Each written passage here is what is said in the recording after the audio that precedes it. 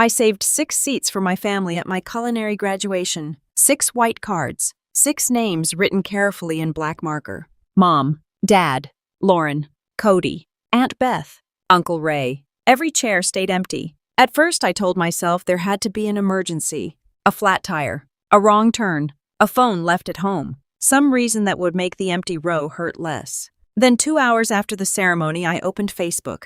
My entire family was smiling under string lights at my brother Cody's smoker party. Dad stood beside him with one hand on Cody's shoulder and the other resting proudly on a brand new barbecue smoker. The caption said, "Parker men keep the fire going." That photo hurt more than the empty chairs, because it proved they had known exactly where to be. They just hadn't chosen me. 7 months later, my small restaurant made the front page of the local paper. That same afternoon, my father finally texted, not congratulations, not I'm sorry, not we should have been there, just this, dinner at 6. We need to discuss the fare.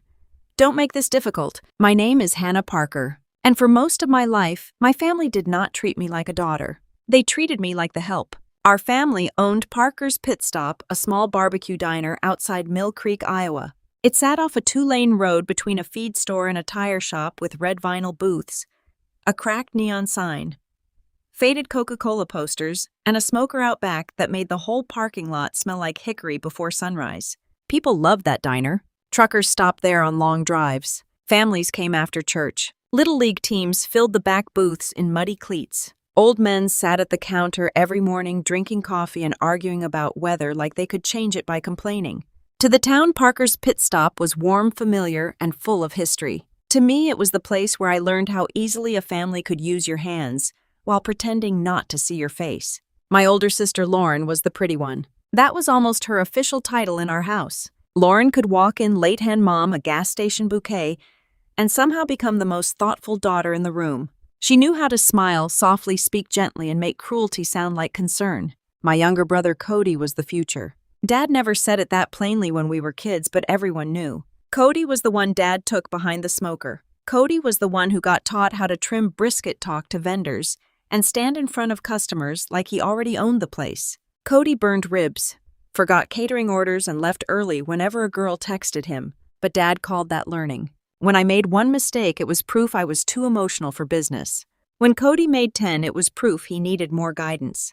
And me, I was useful. That was my place. I filled ketchup bottles. I folded napkins. I covered shifts. I washed dishes until my fingers cracked. I rewrote prep lists after Cody ignored them. I smiled at angry customers when Dad disappeared into the office. I stayed late because someone had to. If Lauren forgot her tables, I handled them. If Cody forgot the sides, I made them. If Dad overpromised a catering order, I saved it. And when everything went well, someone else got praised. The first time I remember being erased, I was 14. Our church was holding a fundraiser after Sunday service, and Mom promised we would donate dessert. She forgot until the night before. So I stayed up until almost 2 in the morning making my grandmother Ruth's brown sugar peach cobbler. I peeled peaches until my fingertips wrinkled. I mixed butter, cinnamon, and sugar by hand because the mixer was broken. I baked 4 trays while everyone else slept. The next morning, the cobbler sold out in 20 minutes. People came back asking who made it. My father stood in the church hall with his coffee cup and smiled.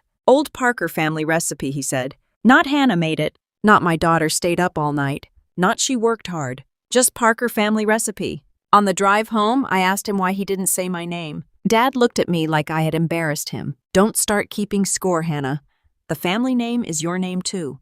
That was the rule in our house. If I did something good, it belonged to the family. If I wanted to be seen for it, I was selfish. When I was 16, I missed homecoming because Cody forgot half a football team's catering order. I had bought a blue dress from a thrift store. I curled my hair in the bathroom mirror. My friend Megan was supposed to pick me up at 7. At 6:30, Dad shouted from the kitchen, "Hannah, we need hands." Cody had forgotten 2 trays of pulled chicken. Dad was furious. Mom was panicking. Cody was outside by his truck texting like the disaster belonged to somebody else. I stood in that kitchen wearing my homecoming dress under a stained apron shredding chicken while my mascara melted under the heat lamps. Mom saw my face and sighed. "Honey, don't look like that. Your brother is under a lot of pressure." Nobody ever asked what pressure I was under. At 18, I saved tip money for months to buy my first real knife set. Black handles, German steel, a roll-up case. To anyone else, they were kitchen tools. To me, they were proof that my dream had shape. 2 days before I planned to order them, Dad came into my room. "The insurance payment is short," he said. "Just until Friday." He did not ask. He stood there waiting like I had already agreed. I handed him the envelope. Friday came and went. Then another Friday. When I finally asked about the money, Dad looked offended. "You live in this house. You eat food from my kitchen.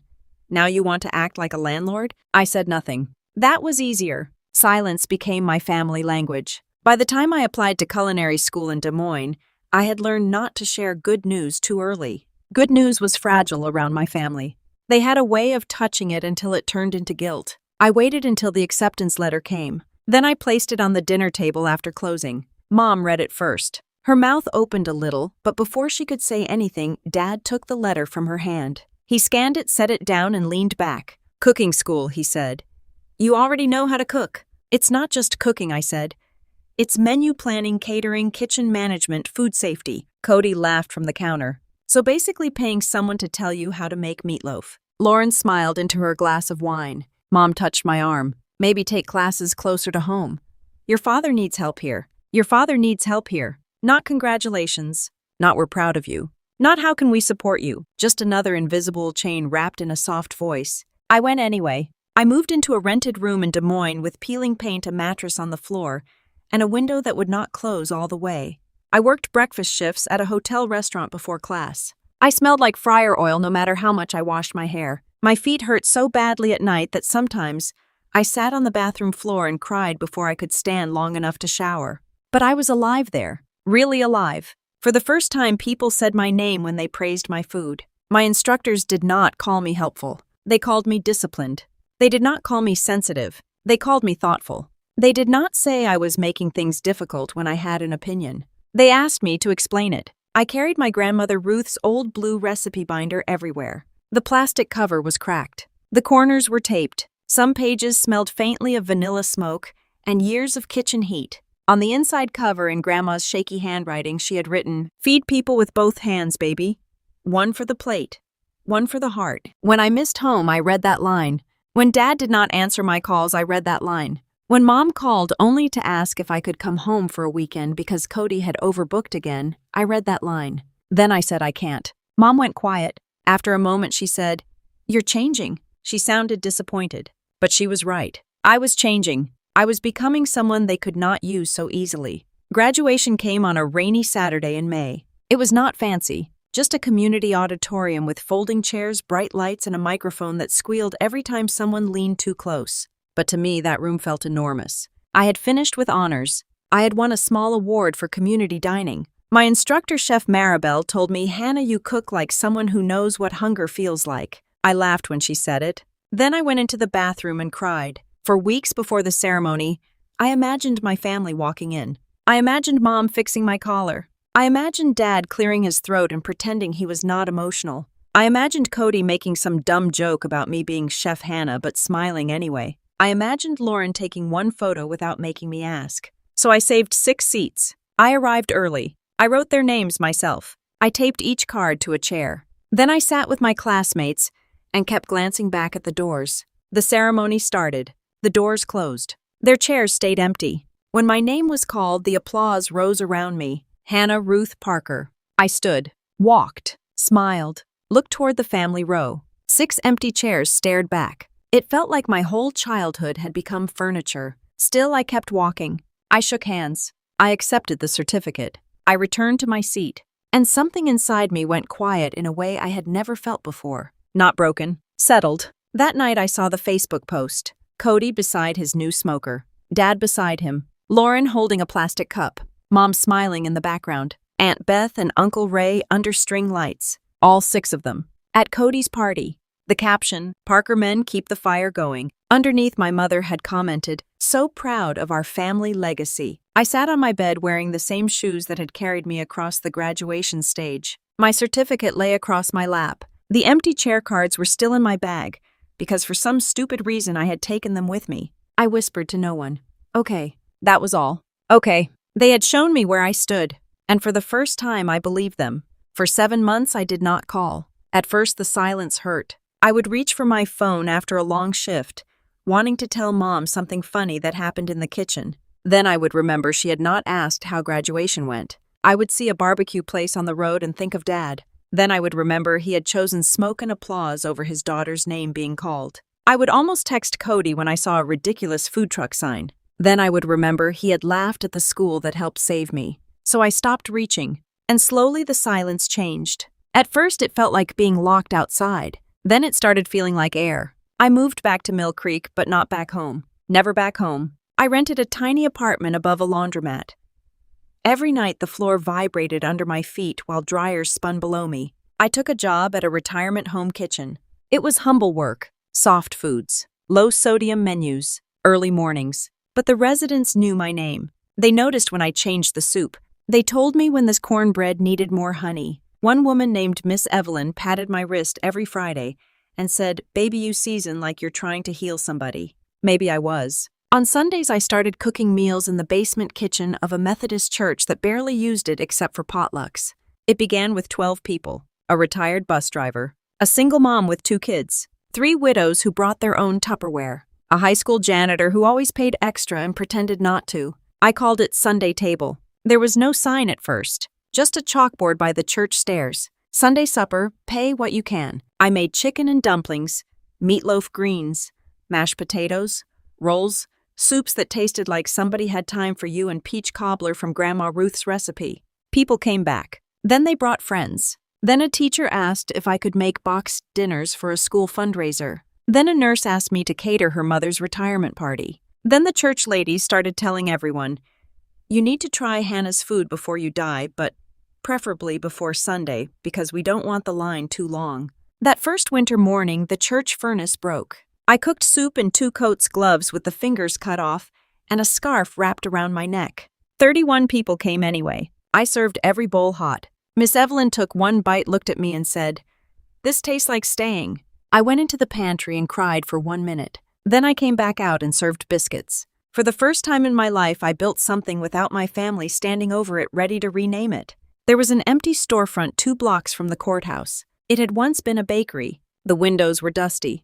The floor dipped near the back. The old walk-in cooler sounded like a ghost clearing its throat, but I loved it instantly. The landlord, Mr. Klein, was a tired man with suspenders and kind eyes. He said, "I don't need fancy. I need someone who won't turn it into another vape shop." I laughed. Then I went home and cried because I wanted that little broken building so badly it scared me. I worked more. I catered funeral lunches. I sold frozen casseroles. I cleaned houses on Mondays. I made breakfast biscuits before sunrise and delivered them to teachers who paid me through Venmo with notes like, "You are saving my life." People helped, not my family. People. Mr. Alvarez, the retired bus driver, painted the front door. Chef Maribel found me used prep tables. Miss Evelyn's grandson fixed the shelves. A carpenter from church repaired the counter and accepted banana pudding as partial payment. 3 months later, Sunday Table Kitchen opened on Main Street. No investors. No family money, no Parker sign. Just me, a second-hand mixer, a chalkboard menu, a blue binder, and a line of people who had watched me work before they watched me win. The first week nearly destroyed me. The second week was worse. By the third, we ran out of rolls twice. By the 5th, people were waiting outside before opening. Then a food writer from the Mill Creek Gazette came in on a Wednesday wearing rain boots and no makeup. She ordered chicken pot pie, green beans, sweet tea, and peach cobbler. I treated her like anyone else. I asked if she wanted extra gravy. 2 days later, my face was on the newspaper website. The headline said, "From Church Basement to Main Street. Hannah Parker builds a kitchen around community." They called Sunday Table the warmest new table in Cedar County. They mentioned my culinary award. They mentioned my pay what you can Sunday meals. They mentioned that the Cedar County Fair had chosen Sunday Table Kitchen to run the main food tent that summer. That part mattered. The Cedar County Fair was not glamorous, but it was the biggest thing our town had. Farm kids showed pigs there. Teenagers had first dates near the Ferris wheel. Church groups sold lemonade. Every local restaurant wanted a food spot. Because for 5 days, the whole county walked past your counter hungry. For years, Parker's Pit Stop had tried to get the main tent. For years, they were passed over. Dad always said the fair board played favorites. The truth was simpler. Parker's Pit Stop had become unreliable. When I was there, I caught mistakes before customers saw them. Without me, Cody's ego ran the kitchen and Dad's pride cleaned up after him. Food came out late. Orders got missed. Staff quit. But nobody in my family wanted to admit that the invisible daughter had been holding more than plates. The article went live at 10:08 a.m. By noon, my phone had more messages than I could answer. Old classmates, church people, customers, a woman from the retirement home. Even my landlord sent 3 clapping emojis, which felt wildly formal coming from a man who still used a flip phone. At 3:17 p.m., my father texted, "Dinner at 6. We need to discuss the fare. Don't make this difficult." I stared at the message while standing in my kitchen flour on my forearm, the lunch rush finally over. 7 months of silence. Not one call on my birthday. Not one message asking if I had eaten. Not one apology for the empty chairs. But the day the newspaper printed my name, suddenly I was family again. A minute later, Mom texted, "Please come, honey. Your dad is trying to bring the family together." Trying. That word almost made me laugh. He had not tried to attend graduation. He had not tried to call afterward. He had not tried to visit the church basement kitchen. He had not tried to ask how I paid rent, how I bought equipment, how many nights I fell asleep sitting upright because I was too tired to take off my shoes. But now that I had something valuable, he was trying. I looked at the wall near the register where I had framed Grandma Ruth's note. "Feed people with both hands, baby. One for the plate, one for the heart." For years I thought that meant giving until nothing was left. Now I knew better. You cannot feed people with both hands while they keep taking the table. I typed back, "I'll be there." Before I left that evening, I packed 3 things. Grandma's blue recipe binder, my Sunday table apron folded neatly, and a simple white envelope from the county fair board. Not because I wanted a fight, not because I wanted revenge, because my family had spent years acting like my work was invisible. That night I was going to let them look directly at it. The Parker house sat 10 minutes outside town, past cornfields' mailboxes and the old gas station that still sold bait in a refrigerator by the door. I knew every turn. I knew where the road dipped after heavy rain. I knew which porch had the beagle that barked at every car. I knew the exact curve where Dad used to drive too fast after diner shifts, one hand on the wheel, one hand tapping the radio. When I pulled into the driveway, Cody's truck was already there. Big tires, polished chrome, a decal across the back window that said, "Smoke, don't lie." Lauren's SUV was beside it. Aunt Beth and Uncle Ray's sedan was near the mailbox. All 6 of them had made it to dinner. Funny. The house glowed warm from the outside, the way houses do when they want strangers to believe only love lives inside. I sat in my car for a moment. Through the dining room window, I saw Cody standing with a beer in his hand. Lauren was holding her phone. Dad paced near the head of the table. Mom kept smoothing the tablecloth. Nobody came outside to greet me. I picked up the binder and walked in. Mom opened the door before I knocked. "Hannah," she said, pulling me into a hug that smelled like perfume and panic. "You came."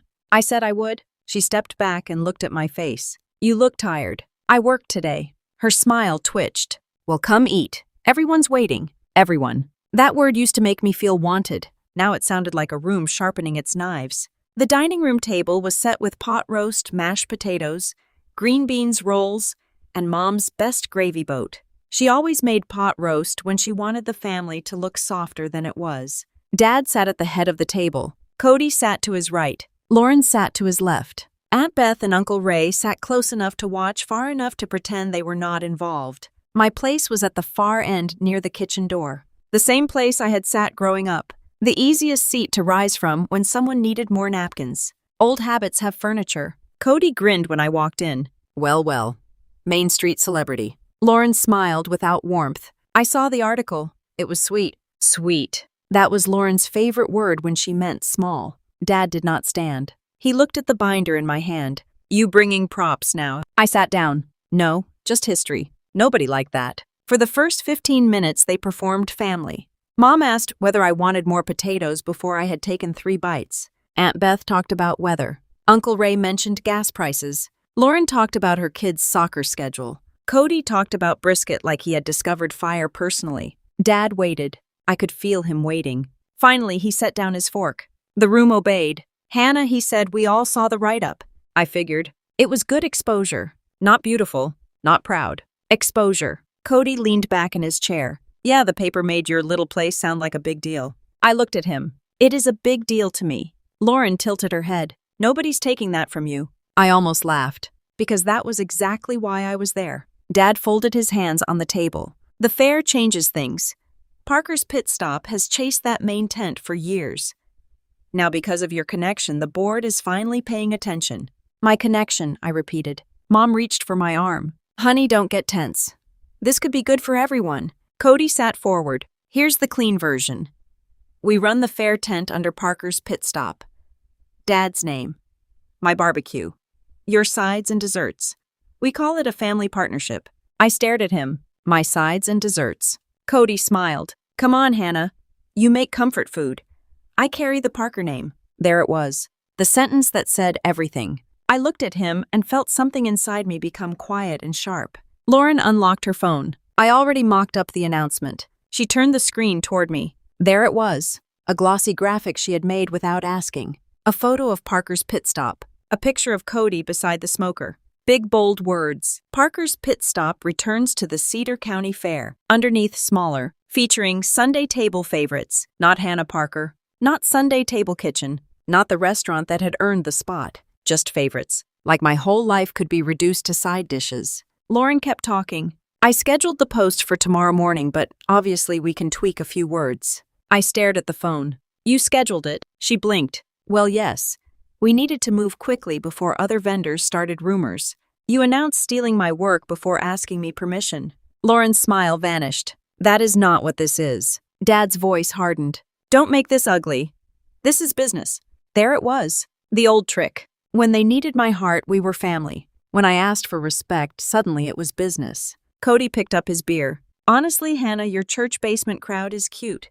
But the fair needs a real Parker in front. Aunt Beth looked down at her plate. Uncle Ray cleared his throat but said nothing. Dad did not correct Cody. Of course he didn't. He leaned forward. Don't confuse a newspaper article with a real business, Hannah. I set my fork down. The sound was soft. But everyone heard it. You're right, I said. Let's talk business. Dad looked satisfied for half a second. Then I continued. You don't want a partnership. You want my fair spot, my recipes, my staff, my customers, my reputation, and my name in tiny letters under Cody's picture. Cody laughed sharply. Your customers? Half those people only showed up because Parker is on your birth certificate. That one landed. Not because it was true, because he wanted it to hurt. Lauren nodded like she was being reasonable. Hannah, the Parker name gives you credibility. You may not like hearing that, but it's true. I looked from her to my father. Dad did not correct her. He leaned forward. This family gave you your start. Something inside me became very still. You gave me shifts, I said. Dad's eyes narrowed. We gave you a home, and I gave you years. Cody scoffed. Here we go. I turned to him. How many nights did I cover? Because you left early. How many trays did I fix? Because you forgot orders. How many times did Dad give you credit for food I cooked? Cody's face flushed. You always act like you were some slave because you washed dishes. No, I said. I washed dishes because dishes needed washing. I stayed because customers needed feeding. I kept quiet because everyone in this room liked me better that way. The table went silent. Mom's eyes filled with tears, but I did not soften myself for them. Not this time. I opened Grandma Ruth's blue binder. The cracked plastic cover made a small sound on the table. Dad stared at it. Is that Mom's? Yes. I turned to the first page and laid it flat. Grandma's handwriting sat there in faded blue ink. Feed people with both hands, baby. One for the plate, one for the heart. I looked at my family. Grandma gave me this because she saw me. Not the Parker name. Me. Dad looked away. Cody muttered, This is dramatic. I reached into the binder and pulled out the peach cobbler card. Butter stains. Cinnamon smudges. Grandma's uneven handwriting. When I was 14, I made this cobbler for church, I said. It sold out in 20 minutes. People asked who made it. Dad said Parker family recipe. Mom closed her eyes. Aunt Beth whispered, I remember that. I looked at her. Then you remember nobody said my name. Aunt Beth looked down. Dad shifted in his chair. You were a kid. I was a kid when you needed me to act grown. I only became a kid again when I wanted credit. No one answered. I took out the white envelope. Cody's eyes moved to it immediately. What's that? Clarity. I slid the paper across the table. Dad picked it up. His eyes scanned the first line. His mouth tightened. Cody reached for it. Dad did not hand it over fast enough, so Cody snatched it. He read under his breath. Vendor confirmation, Sunday table kitchen, primary food tent. His voice faded. Lauren's phone lowered. Mom looked between their faces. Dad set his jaw. So it's final. Yes. Cody slammed the paper down. You knew we wanted that tent. I looked at him. You wanted it after I got it. That fair spot should have belonged to Parker's, he snapped. I nodded slowly. And there it is. Dad's voice came low. Hannah, don't be foolish. The fair is too big for that little kitchen of yours. I smiled, not because it was funny, because he still thought making me small would make me obedient. My little kitchen handled school fundraisers, church suppers, retirement parties, lunch rushes, funeral meals, Sunday dinners, and a grand opening without one, Parker showing up to lift a chair. Mom flinched. Dad's face darkened. Lauren tried to recover. Okay, we're all emotional. Let's take a breath. Nobody is saying you didn't work hard. You just don't want my name bigger than Cody's. Her mouth closed. Cody stood. You think you're better than us now? There it was. The sentence people use when they can no longer control you. I looked up at my brother. No, Cody. You carried the name. I carried the work. His face went red. Lauren whispered. That was cruel. I turned to her. Cruel was scheduling a fair announcement before asking me. Cruel was shrinking my restaurant to favorites. Cruel was calling my work sweet while planning to swallow it whole. Her eyes flashed. You're twisting this. No, I said. I'm finally saying it straight. Dad picked up the county letter again. You should have come to us first. That sentence nearly broke something in me. Not because it was powerful, because it was absurd. I looked at him for a long moment. You didn't come to me when you skipped my graduation. The table froze. Mom started crying. I continued. You didn't come to me when you borrowed my knife money and never paid it back. You didn't come to me when Cody got credit for my food. You didn't come to me when Lauren posted family dinners I was never invited to. You didn't come to me when the whole family went to a smoker party while 6 chairs sat empty with your names on them. Dad's face changed. For 1 second, the anger slipped. Shame looked strange on him. You saw that post, Mom whispered. I looked at her. I saw all of you. Nobody spoke. Not Cody. Not Lauren. Not Aunt Beth. Not Uncle Ray. For once, the room had no quick excuse ready. Dad rubbed his forehead. We made a mistake. No, I said quietly. A mistake is missing an exit. A mistake is writing the wrong time on a calendar. You chose not to come. Mom covered her mouth. Lauren looked down at the table. Cody stared at the wall, jaw tight. I closed the binder. The sound was soft, but it felt final. I didn't come here to punish you, I said. I came here to stop volunteering for my own erasure. Dad's voice dropped. Hannah Parker's pit stop is your family. No, I said. Parker's pit stop is where I learned that a person can feed everyone and still be left hungry. That silence hit harder than any shouting could have. I stood. For years I had stood from that seat to clear plates. That night I stood to leave. Mom reached toward me. Hannah, please. We didn't know it hurt this much. I looked at her hand, then at her face. You didn't know because knowing would have made you responsible. Her hand slowly fell. I picked up the binder, the apron, and the envelope. Dad pushed back his chair. If you walk out now, he said, don't expect everyone to chase you. I almost smiled, because he still believed they had been chasing me. You never chased me, I said. You only called when I was carrying something you wanted. No one moved. Cody did not laugh. Lauren did not correct my tone. Mom did not tell me to calm down. Dad did not call me dramatic. They just sat there surrounded by cooling pot roast and the truth they had avoided for years. At the doorway, I turned back once. Keep the dinner, I said. I'm done serving it. Then I walked out. The evening air was cool and smelled like wet grass. Behind me, through the dining room window, I could see their shadows. Cody pacing. Lauren holding her phone but not typing. Mom bent over the table. Dad still sitting at the head, staring at the paper in his hand like it had betrayed him. The whole family had finally gone silent. For once, that silence did not feel like abandonment. It felt like freedom. I drove to Sunday table instead of going home. The kitchen was dark when I unlocked the back door, except for the small light over the prep counter. The room smelled like lemon cleaner yeast, and the chicken stock cooling in the walk-in. Nothing about it was fancy. One shelf leaned. The office door stuck in humid weather. The floor had scratches that would never buff out, but every inch of it was mine. I set Grandma's binder on the prep table and opened it to the first page. Feed people with both hands, baby. One for the plate, one for the heart. I read it 3 times. Then I finally understood. Grandma never meant I should give until I disappeared. She meant real feeding requires love and respect. Without respect, it is not love. It is labor. The next morning, Mom called 4 times. I did not answer. Lauren sent a long message beginning with, "I'm sorry you felt excluded, but..." I deleted it after the word but. Cody posted online around noon. "Some people forget where they came from the second they get attention." By 2 Mrs. Donnelly from church had commented, "Funny. I remember Hannah coming from our basement kitchen every Sunday at 5 a.m. while nobody from Parker's was there." A retired teacher commented next. "She fed half this town before the newspaper knew her name." Then Miss Evelyn's grandson wrote, "Parker's pit stop had years to show up for her.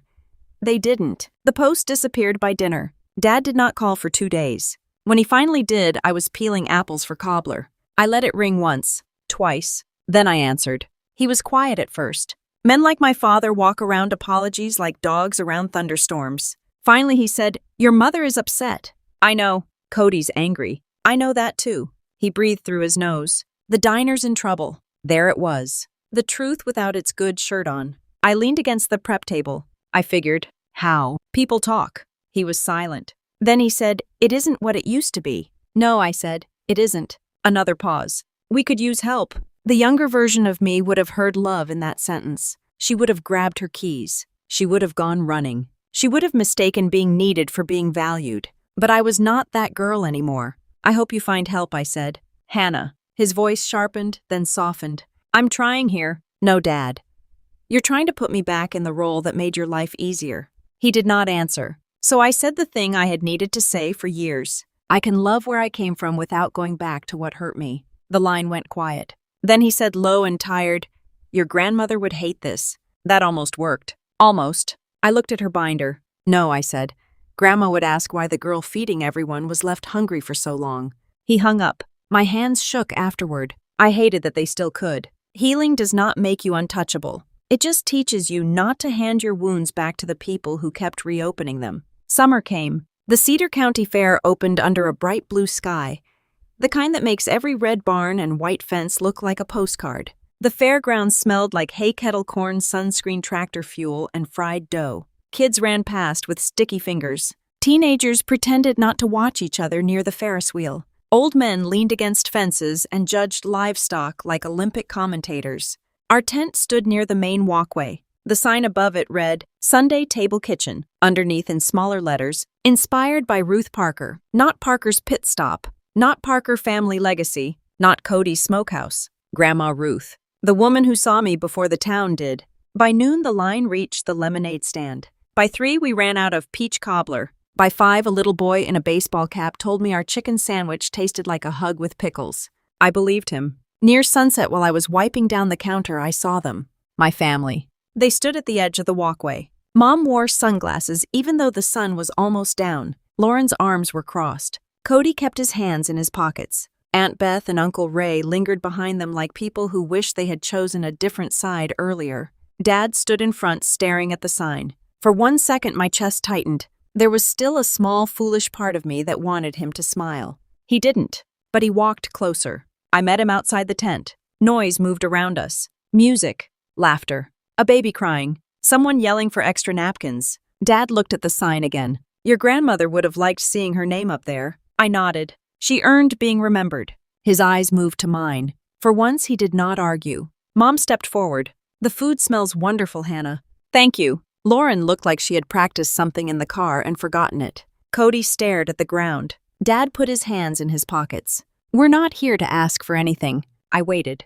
That sentence was new enough to deserve silence. He swallowed. "We just wanted to see it." I looked back at the tent. At Mr. Alvarez taking orders like he had been born behind a register. At my servers laughing near the drink cooler. At Chef Maribel helping plate cobbler even though she had come as a guest. At Grandma Ruth's note framed beside the menu. At people waiting patiently for food made by hands they could see and a name they had learned to trust. Then I looked at my father. "This is what showing up looks like," I said. He flinched, not dramatically, just enough. Mom started crying, but I did not rush to fix it. That may sound cold to someone who has never been trained to manage a whole family's guilt, but I had spent too many years treating other people's discomfort like my emergency. Dad nodded once. Small, heavy, late. Then for the first time in my life, the Parkers stood in line for my food like everyone else. Not at the back door, not in the kitchen, not as owners, as customers. Cody ordered pulled pork sliders and did not make one joke.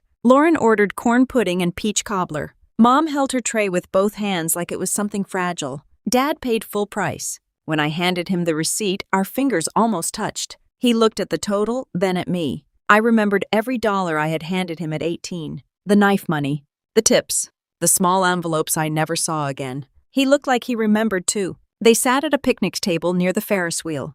For once, no one asked me to bring extra napkins. No one told me to fix anything. No one called me dramatic. They just ate quietly while the town moved around them. Lauren took one bite of corn pudding and looked away, blinking hard. Cody kept his head down. Mom dabbed at her eyes with a napkin.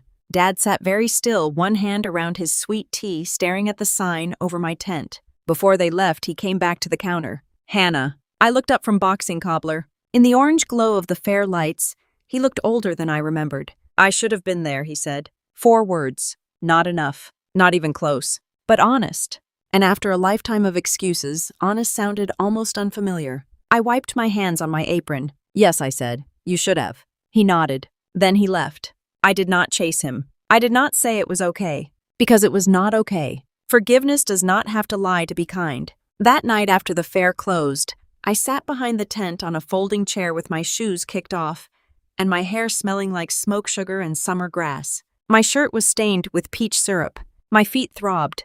The cash box was locked. The coolers were empty. Above me, fireworks began bursting over the fairgrounds. Red, gold, white. For a moment, I thought about the 6 empty chairs at graduation. I thought about all the years I had saved seats for people who only showed up when my table was full. Then I looked at the mess around me, the empty trays, the tired staff, the handwritten thank you note someone had left near the register, the framed line from Grandma Ruth glowing under a cheap battery light. And I finally understood what legacy really is. It is not a last name on a sign. It is not a son standing beside a smoker. It is not a family photo where everyone smiles while one person is missing.